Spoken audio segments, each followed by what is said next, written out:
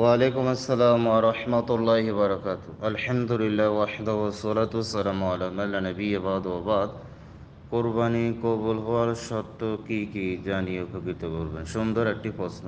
বর্তমানে অনেকেই আপনার হয়তো জানার জিনিসটা জানার প্রয়োজন। আপনি লক্ষ লক্ষ টাকা খরচ করে কোরবানি দিবেন, কেউ আছে 2 লক্ষ, 1 লক্ষ, 50,000, 70,000 এভাবে খরচ করে কোরবানি দিচ্ছে আল্লাহর জন্য।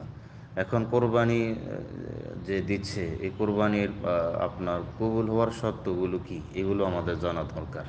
গুরুত্বপূর্ণ একটি বিষয়। প্রথম বিষয় যেটা হলো ইখলাসুলিল্লাহ, সমস্ত ইবাদত আমল কবুল হওয়ার জন্য এটা প্রথম শর্ত।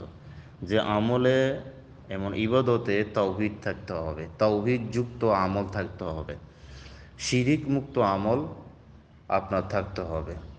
ইখলাসুলিল্লাহ মুখলিসিনা লাহুদ্দিন, দিনকে খালেসভাবে আল্লাহর জন্য করে দিতে হবে। সমস্ত ইবাদত একমাত্র আল্লাহর জন্য করতে হবে, সমস্ত ইবাদত আমল একমাত্র আল্লাহর জন্য করতে হবে। মানুষ দেখানো থাকতে পারবে না। একমাত্র একমাত্র আল্লাহর জন্য ইবাদত আমল করতে হবে। কোরবানি একমাত্র আল্লাহর সন্তুষ্টির জন্য করতে হবে। কারণ আল্লাহ সুবহানাহু ওয়া তাআলা বলছেন, লা ইয়ানাল্লাহু লুহুমুহা ওয়ালা দিমাগুহা, এই কোরবানির গোস্ত, রক্ত কোনো কিছু আল্লাহর কাছে পৌঁছবে না। আল্লাহর কাছে পৌঁছবে সেটা, আল্লাহ দেখবেন সেটা, যে তাদের যারা কোরবানি দিচ্ছে তাদের অন্তরে আল্লাহর তাকওয়া আছে কিনা, আল্লাহর বিরতা আছে কিনা, আল্লাহর জন্য কোরবানি দিচ্ছে কিনা, সেটা আল্লাহ দেখবে। তাহলে কোরবানির প্রথম শর্ত সেটা হলো ইবাদতে ইখলাস থাকতে হবে, আমল থাকতে হবে। মানে ইবাদত আমল তো একমাত্র আল্লাহর জন্য সিরিফ করতে হবে। এমনটি নয় যে আমাদের দেশে অধিকাংশ মানুষ গোস্তর বেশি ছুটতেছে আর গোস্তকে প্রাধান্য দিচ্ছে, যার কারণে উত্তম কোরবানি ছেড়ে দিয়ে জায়েজ কোরবানি পিছিয়ে ছুটতেছে। এটা হলো প্রথম শর্ত। দ্বিতীয় শর্ত হলো যেটা হলো তরিকা মুহাম্মদ সাল্লাল্লাহু আলাইহি সাল্লাম। কারণ আল্লাহর রাসূল সাল্লাল্লাহু আলাইহি সাল্লামের পদ্ধতি, তরিকা ছাড়া কোনো ইবাদত আমল আল্লাহ কবুল করবেন না।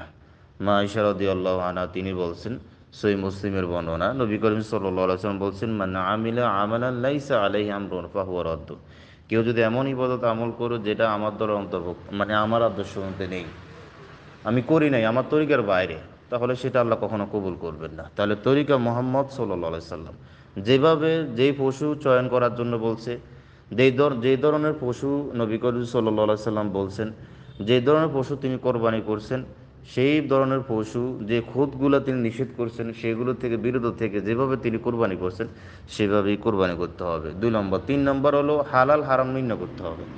কারণ আল্লাহ হারাম কবুল করবেন না, হারাম কোনো কিছু আল্লাহ কবুল করবেন না। ইন্নাল্লাহা তাইয়্যিবুন, আল্লাহ পবিত্র, তিনি পবিত্র জিনিস ছাড়া কবুল করবেন না। হারাম কোনো কিছু আল্লাহ কবুল করবেন না। অতএব হারাম উপার্জন দিয়ে কোরবানি দিলে সেই কোরবানি আল্লাহ কবুল করবেন না। হালাল উপার্জন লাগবে।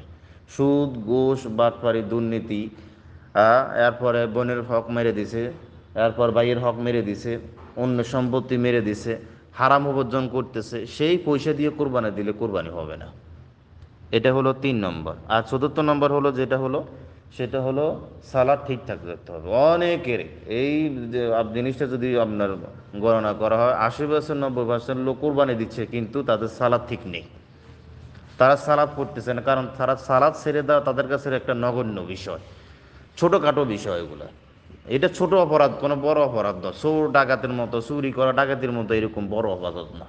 অথচ চোর ডাকাতির থেকে, চুরি ডাকাতির থেকে এটা সবচেয়ে বড় অপরাধ। মানে শিরকের পরে পৃথিবীতে সবচেয়ে বড় অপরাধ হলো সালাদ ছেড়ে দেওয়া।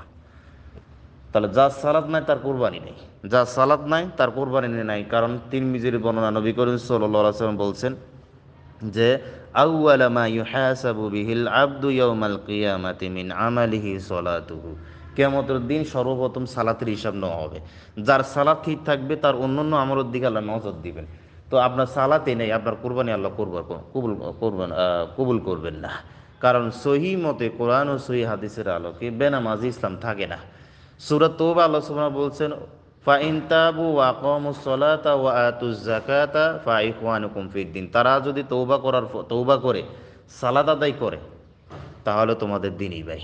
তাহলে সালাত আদায় না করলে কখনো মুমিন যে ভ্রাতৃত্ব আল্লাহ সুবহানাহু ওয়া তাআলা সৃষ্টি করে দিয়েছেন, মুমিন আর এক মুমিনের ভাই, সেই ভাই থাকবে না, সেই ভাই থাকবে না। তাহলে আগে নামাজ ঠিক করেন, তারপর কোরবানি দেন।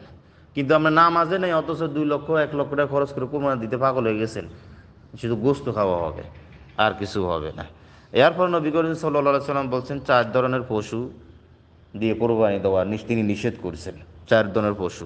ওবাইদা বিন ফিরোজ বলেন যে আমি বারা ইবনে আজিবকে বললাম যে আমাকে আপনি বর্ণনা করুন বা বর্ণনা করে শোনান যে রাসূল সাল্লাল্লাহু আলাইহি সাল্লাম কোরবানির পশু ক্ষেত্রে কি কি তিনি কি কি থেকে তিনি নিষেধ করেছেন। তিনি বলেন নবী করিম সাল্লাল্লাহু আলাইহি সাল্লাম আরবাউন লা ইয়াজুজনা, আরবাউন লা ইয়াজুজনা, 4 ধরনের পশু দিয়ে কোরবানি করা ঠিক হবে না। মানে 4 ধরনের খুদ ওলা পশু দিয়ে কোরবানি করা সিদ্ধ হবে না বা জায়েজ হবে না। 1 নম্বর সেটা হলো আল আউরাউন, আল আউরাউল বাইয়িন, আউরুহা মানে কানা পশু, যেটা স্পষ্ট বোঝা যাচ্ছে যে এই পশুটা কানা, চোখে দেখতেছে না, এই পশু দিয়ে কোরবানি করা জায়েজ নেই। 2 নম্বর হলো আল মারিদাতুল বাইয়িন, স্পষ্ট অসুস্থ, মানে বোঝা যাচ্ছে যে অসুস্থ হয়ে গরুটা, সুস্থ না, তাহলে এই পশু দিয়ে কোরবানি দেওয়া ঠিক না। 3 নম্বর হলো